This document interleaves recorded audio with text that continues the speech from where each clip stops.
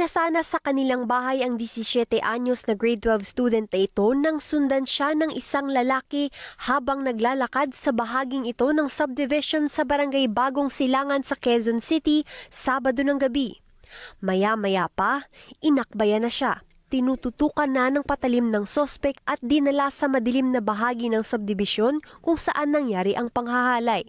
Nagsisigaw po yung biktima, kaya't sinabihan siya ng suspect na huwag kang maingay, papatayin kita. Sa isa pang CCTV footage, pumasok naman ang suspect at biktima sa isang convenience store. Pagkatapos po kasi nung panghahalay, nanghingi po yung suspect ng pera dun sa biktima.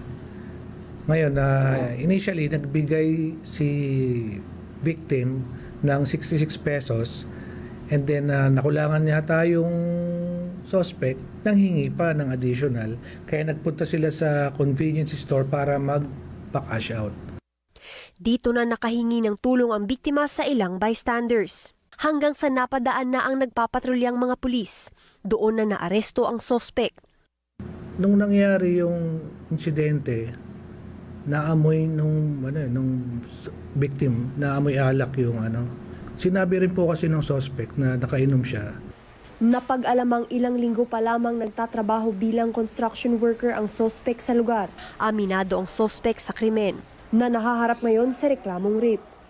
Nagsisisi po ako sa aking ginagawa. Sana po mapatawad po nila ako sa aking nagawa.